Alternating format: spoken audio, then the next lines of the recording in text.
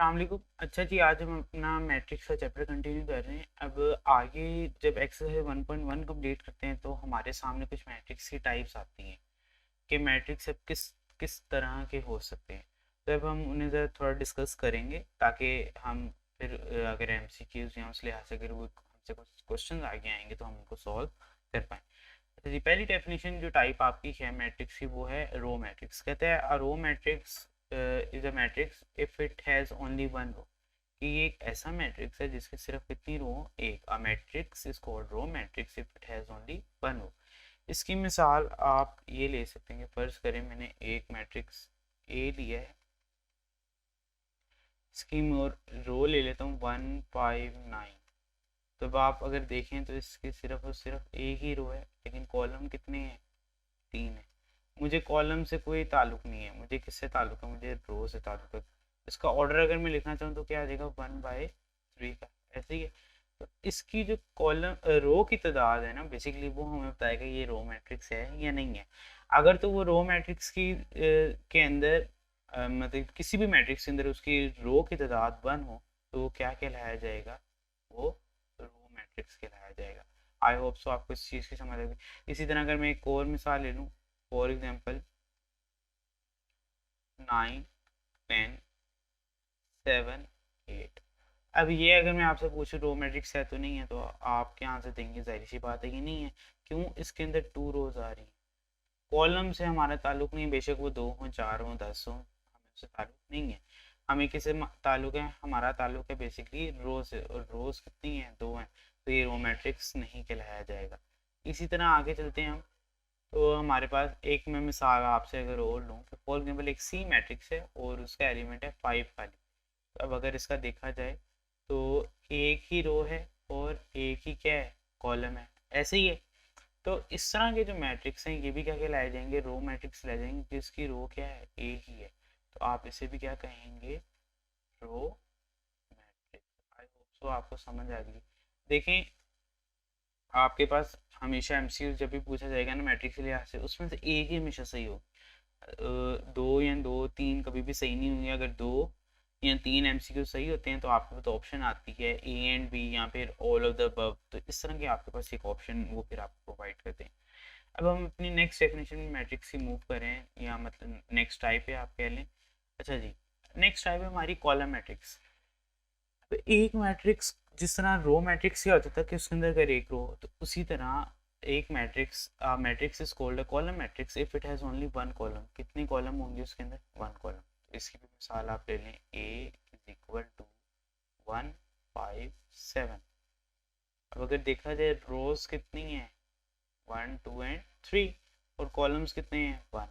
इसका ऑर्डर क्या आ गया, 3/1 का। इसी तरह यहाँ पे भी मुझे किससे ताल्लुक है, सिर्फ और सिर्फ कॉलम से। तो अगर कॉलम 1 है तो बेसिकली ये मैट्रिक्स क्या कहलाया जाएगा, कॉलम मैट्रिक्स। इसी तरह मैंने एक लास्ट टाइप के अंदर आपसे एक एमसीक्यू का एक मैट्रिक्स के बारे में पूछा था कि C इज इक्वल टू 5। अब इसके अंदर देखिए जाए तो वन ही रो है और वन ही कॉलम है। देखा जाए तो ये रो मैट्रिक्स भी है और कॉलम मैट्रिक्स भी है। आप मेरी बात से एग्री कर रहे हो, क्योंकि इसके अंदर एक ही रो है और एक ही कॉलम है।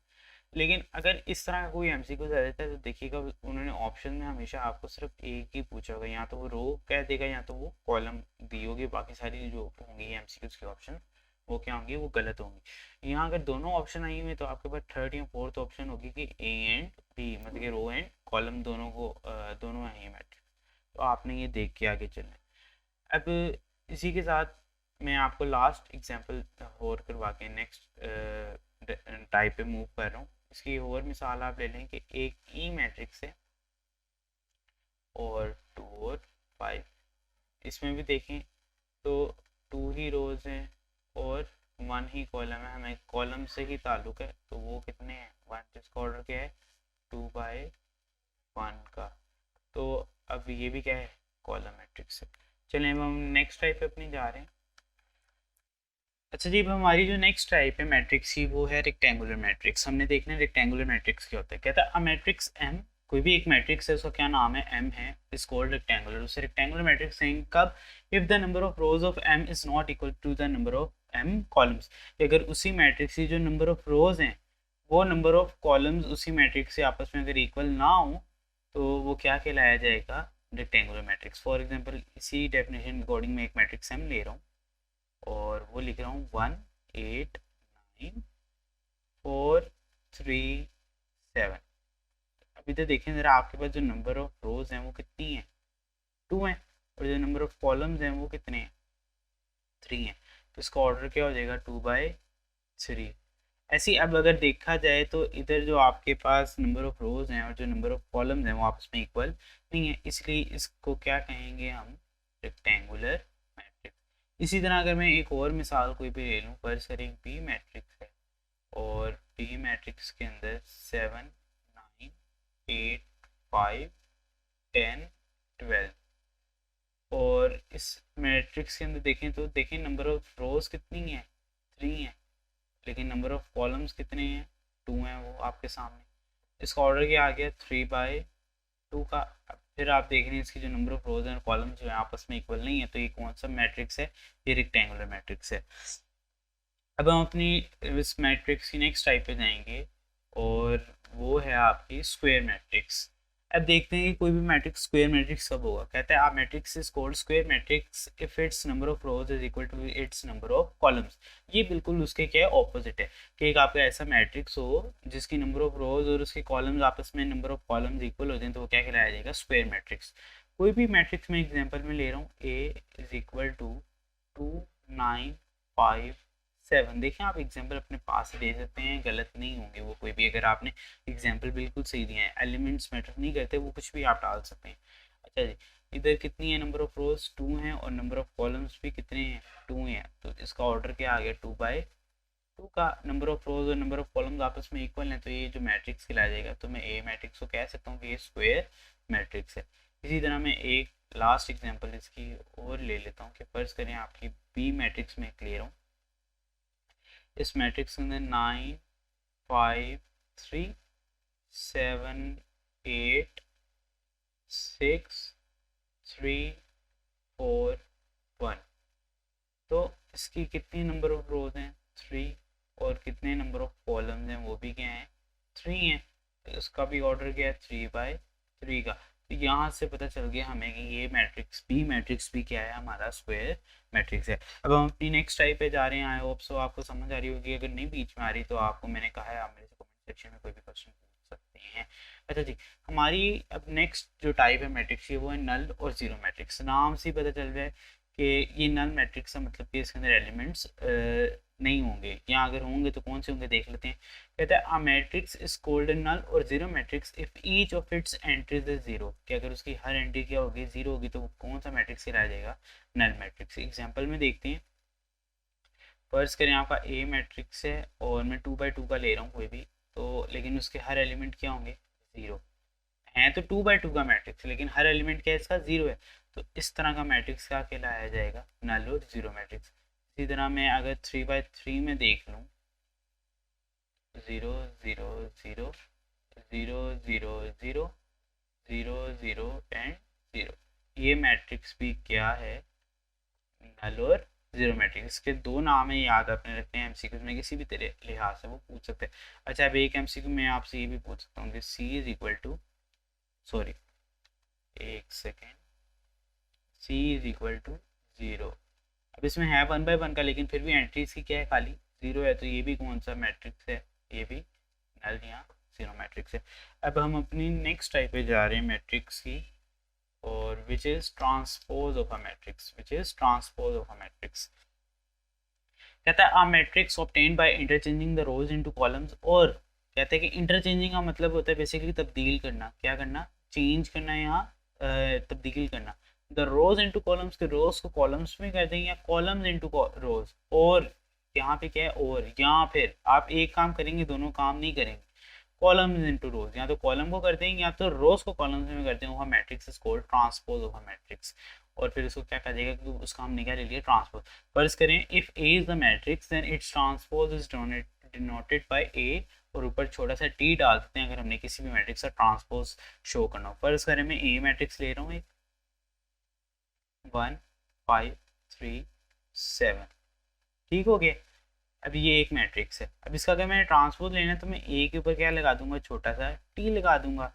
और फिर ट्रांसपोज लेते हुए हमने क्या करना है कि यहाँ तो हम उनके रोज को कॉलम्स में इंटरचेंज कर देंगे, या फिर कॉलम्स को रोज में। सबसे पहले अगर मैं आपको यहाँ पे ये रोज को मैं करके दिखाऊंगा, ये आपके पास रोज है ऐसे ही है, इनको मैं कॉलम्स में लिखूंगा। तो देखिए जब हॉरिजॉन्टल लाइन है मैं वर्टिकल में लिखूंगा तो 1 तो एज इट इज आ जाएगा, ठीक हो गया, 1 तो एज इट इज आ गया, और जो 5 है वो नीचे आ जाएगा, क्योंकि मैं रो को क्या कर रहा हूँ, चेंज कर रहा हूँ कॉलम के अंदर। हमेशा फर्स्ट रो से स्टार्ट करना है आपने, कहीं सी और रो से स्टार्ट नहीं करना। फिर जो सेकंड रो है उसको जब मैं लिखूंगा तो देखिएगा जब 3 को मैंने कॉलम में करूंगा तो 3 ऊपर चला जाएगा, और 7 वैसे ही रहेगा, क्योंकि आपने इसको क्या कर दिया कॉलम में चेंज। तो कॉलम में जब करेंगे तो ऐसे आ जाएगा, ऐसे ही है ना। जब 1 5 को कॉलम में करेंगे तो वैसे आ जाएगा। ये आपका एक क्या बन गया, मैट्रिक्स बन गया, जिसको आप क्या कहेंगे, ए ट्रांसपोज। चलें अगर अभी मैंने आपको दिखाया कि रो से कॉलम में, अगर मैं आपको दिखाऊं कि मैंने करना हो रो से कॉलम में दिखाया, मैं अगर आपको कॉलम से रोज में करके दिखाऊं देखिएगा, तब भी जो आपका आंसर है तब भी क्या आएगा, सेम। ये आपकी एक कॉलम है ऐसे ही है, और एक ये कॉलम है आपकी, इसको रोज में करना है। अब 1 3 को जब मैं रो में देखूंगा तो ये ऐसे ही लिखा आएगा, ऐसे ही ना, वर्टिकल हॉरिजॉन्टल लाइंस में बेसिकली आपने उनको चेंज करना है। और जो कॉलम है उनको, इसको भी हॉरिजॉन्टल लाइन में, तो ये 5 आ गया और फिर 7। तो देखिए आपका जब आपने यहाँ तो रोज को कॉलम्स में किया था ऐसे ही है, और जब आपने कॉलम्स को रोज में किया था आंसर तब भी क्या है, इक्वल है। तो इसीलिए और भी ऑप्शन है कि आप जो सा मर्जी कर सकते हैं, जो भी आपको कन्वीनियंट लगे। मैं एक इसकी एग्जांपल और आपको दिखा देता हूँ। ये फर्ज करें एक बी मैट्रिक्स है और वो उसके एलिमेंट 5 है, तो अगर इसका बी ट्रांसपोज लेंगे तो देखेंगे ये एलिमेंट एक ही है। अब इसलिए इसको आप ऐसे ही लिखेंगे। अगर आप इसको रो कंसीडर करें, रो के कॉलम में जाएंगे तब भी तो पहले ही वो आएगा ना लिखा, तो इसीलिए ये मैट्रिक्स ऐसी रहेगा। थर्ड एग्जांपल में आपको इसकी और ट्रांसपोज के देता हूँ। फर्ज करें आपके पास एक सी मैट्रिक्स है और वो है 3/3 का। देखते हैं 7 9 6 5 3 1 2 7 8।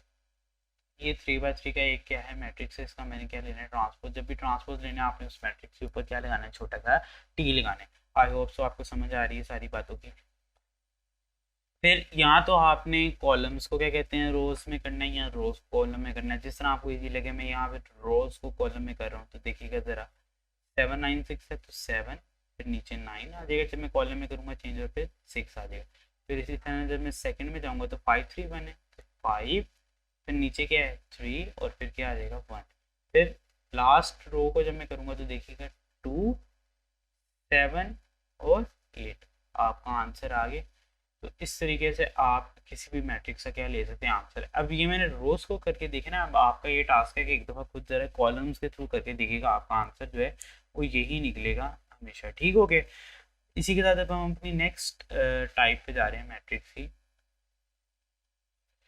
Which is negative of a matrix. कि आपने मैट्रिक्स का नेगेटिव कैसे लेना है। कहते हैं लेट करें एक मैट्रिक्स है, लेट ए बी या matrix, then it's negative. Negative क्या कहेंगे, उसके साथ एक माइनस का साइन लगा देंगे। माइनस से इसको शो करते हैं, बेसिकली नेगेटिव को आप जानते हैं इज ऑब्टेन्ड बाय। ये कैसे मिलेगा नेगेटिव ए, मतलब कि ए मैट्रिक्स का नेगेटिव मैट्रिक्स इसका मिलेगा, is obtained by changing the science of the all entries of the A matrix. अगर फर्ज करें आपका ए मैट्रिक्स में, एग्जांपल से आपको ज़्यादा क्लियरली समझ आएगी। एक मैट्रिक्स आपका ये ए है which is -2 8 7 and -4, ठीक हो गया। तो इस तरह का जो मैट्रिक्स है, अब अगर इसका मैंने क्या लेना हो, नेगेटिव ए लेना हो, क्या लेना हो, negative of a matrix A, ठीक हो गया। तो आपने साइन क्या करते हैं सारों को चेंज। अगर ये -2 है तो ये क्या हो जाएगा +2, और प्लस हम साइन लिखते नहीं। अगर ये +8 है तो -8, अगर ये +7 है तो -7, अगर ये -4 है तो +4। अगर आप लिख भी दें प्लस तो उससे कोई गलती यहाँ से गलत नहीं माना जाएगा, लेकिन जस्ट वैसे कुछ लोगों को आदत होती है कि वो प्लस का साइन ना डालें स्टार्टिंग में। अच्छा जी, इसी के साथ में अगर आपकी एक एग्जांपल आपको मैं और दे दूँ। फर्स्ट करें आपका अगर बी है और उसके अंदर है 7 11 0 and 4। इसमें ज़रा देखिएगा कि जब मैं नेगेटिव बी लूँगा, 7 पॉजिटिव है ये -7 हो जाएगा, 11 पॉजिटिव है तो ये -11 हो जाएगा। अगर 0 है, 0 के साथ देखें कोई भी साइन नहीं होता, 0 एज इट इज़ रहेगा, और जो माइनस +4 है तो वो क्या हो जाएगा, ये आपका क्या आ गया, नेगेटिव फॉर्म मैट्रिक्स बी आ गया। ठीक है, हम अब अपनी नेक्स्ट मैट्रिक्स की टाइप पे जा रहे हैं। अगर आपको अभी बीच में कोई डेफिनेशन भूल गई है या नहीं समझ आई या कोई कॉन्सेप्ट नहीं आपको क्लियर हुआ तो उसको एक दो बार रिप्ले करके देख लें, आपको इंशाल्लाह ताला वो समझ आ जाएगी।